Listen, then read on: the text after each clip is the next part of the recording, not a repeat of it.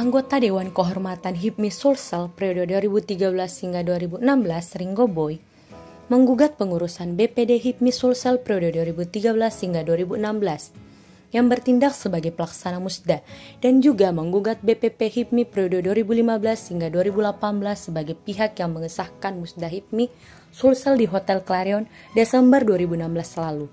Ini alasan Ringo Boy menggugat musda HIPMI Sulawesi Selatan. Pada kenyataannya, sebagaimana diktum putusan telah tegas-tegas menyatakan bahwa pengadilan menyatakan penyelenggaraan daripada hasil pemilihan BPD, Ketua Umum BPD HIPMI Sulsel periode 2016-2019 adalah tidak sah dan mengikat. Yang kedua, memerintahkan kepada para kandidat ini untuk taat dan patuh atas putusan tersebut. Jadi begitu kronologisnya. Di musda sempat dipersoalkan, setelah musda hal ini sempat diprotes juga kepada BPP, tetapi BPP dalam hal ini Ketua Umum Bahlil itu tidak merespon sebagaimana keinginan daripada konstitusi tersebut.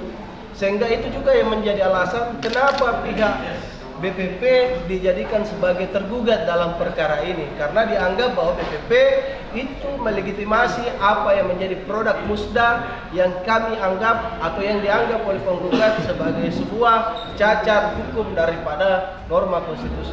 Tidak ada musda kembali.